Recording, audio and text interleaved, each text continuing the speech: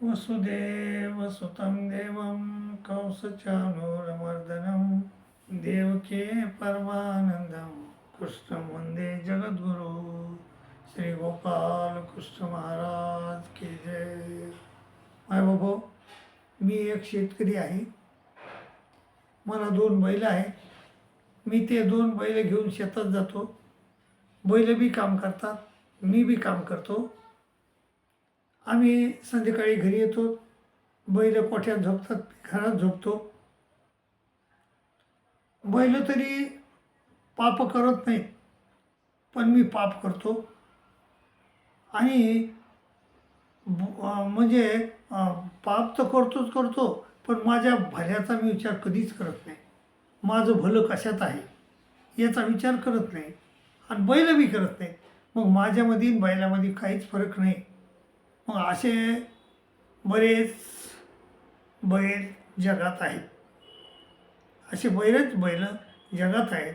मायबाबा, आपण 184 योनीपैकी आपल्याला परमेश्वरानं अत्यंत महत्त्वाची योनी दिली, ती म्हणजे मनुष्य योनी. ती 83,99,999 योनी एकीकडे जर काढल्या तर किंवा मनुष्य योनी जर एकीकडे काढली तर त्या 83,99,999 योन्याला काहीही महत्त्व नाही. कारण त्या योन्या ह्या पाप योन्या आहेत. तिथं फक्त पापातून मुक्त होण्यासाठी आपल्याला ती योनी मिळालेली आहे. तिथं कर्माची निष्पत्ती नाही.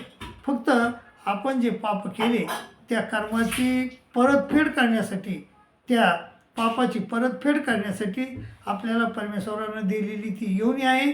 आणि ही जी मनुष्य योनी आहे, तर ही फक्त मनुष्य योनी आपल्याला ह्या पापातून 184च्या दुःखातून सुटून आपल्याला परमेश्वर प्राप्ती करून घेण्यासाठी ही योनी दिलेली आहे.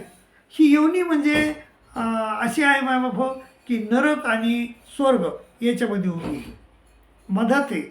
तर तुम्हाला जर वाटलं तर तुम्ही नरकाला जाऊ शकता, आणि तुम्हाला जर वाटलं तर तुम्ही मोक्षाला बी जाऊ शकता. ही योनी म्हणजे एक शिडी आहे. शिडी, त्याच शिडीवरून तुम्ही जाऊन परमेश्वर प्राप्तीपर्यंत जाऊ शकता. आणि त्याच शिडीवर खाली जाऊन तुम्ही कशाला जाऊ शकता? नरकाला जाऊ शकता. चैतन्य सवे जीव चैतन्यापर्यंत उजळे असं म्हणलेलं आहे देवानं. तर माणसाजवळ 2 सामग्री आहेत, एक मेद सामग्री आणि एक तेज सामग्री. तेज सामग्री वाढवली तर चैतन्यापर्यंत उजळतो, आणि मेद सामग्री वाढवली तर तो म्हणजे जडत्वापर्यंत जातो. तर असा जीव आहे. ही अशी मनुष्य योनी आहे. तर इथं मनुष्य योनीमध्ये जर आपण भलं करण्याचं ठरवलं तर आपण परमेश्वर प्राप्तीपर्यंत जाऊ शकतो. हे नवे परमेश्वराच्या प्रेमाला देखील प्राप्त होऊ शकतो. पण ह्या मनुष्य योनीचं जे महत्त्व आहे ते आपल्याला समजून घेता आलं पाहिजे, ते समजलं पाहिजे. तर ह्या मनुष्य योनीचं महत्त्व आपल्याला समजलं तरच आहे.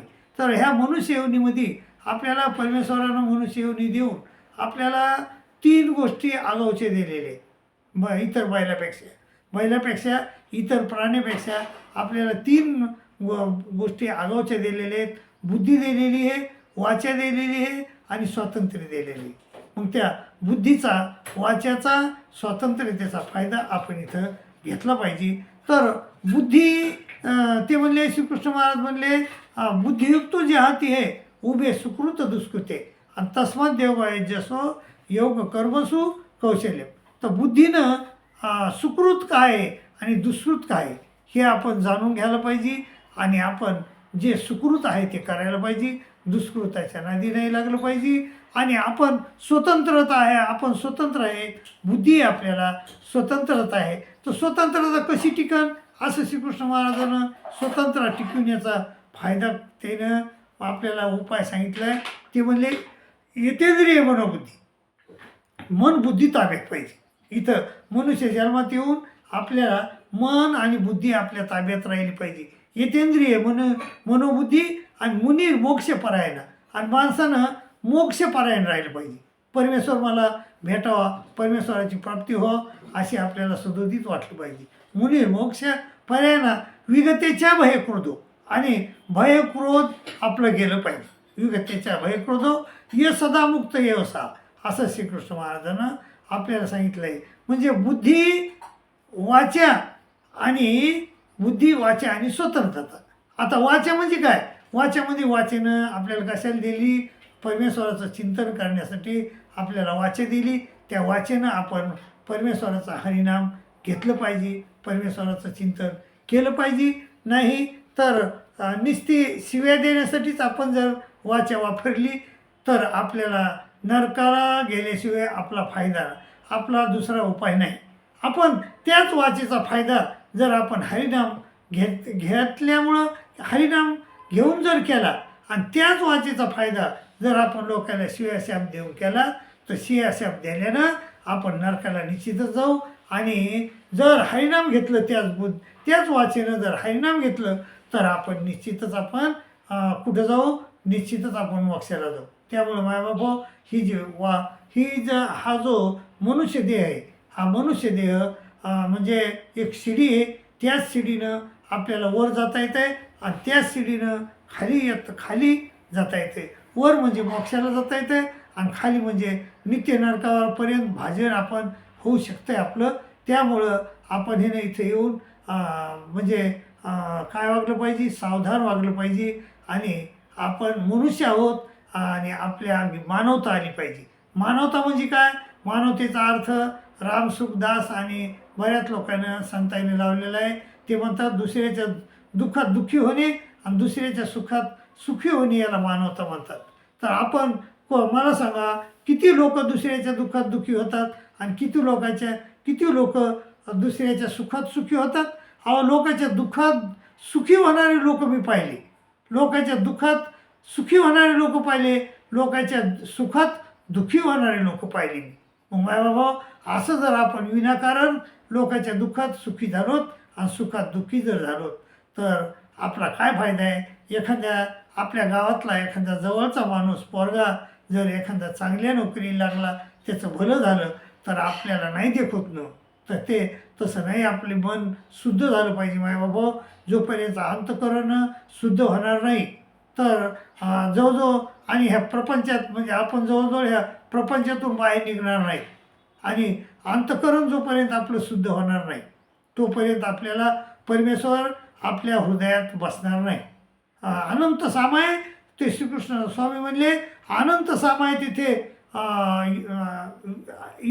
अनेक सामाय तिथं अनंत न सामाय. जिथं सगळा कचराच भरलेला आहे तिथं परमेश्वर राहू शकत नाही.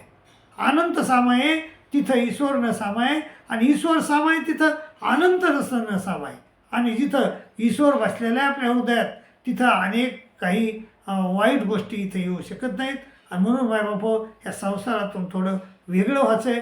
संसारामुळंच आपली बुद्धी म्हणजे इथं संसारात लावून ठेवायची नाही, त्याच्यातून निर्माण व्हायचं आहे आणि परमेश्वराच्या चिंतनाला लागायचं आहे.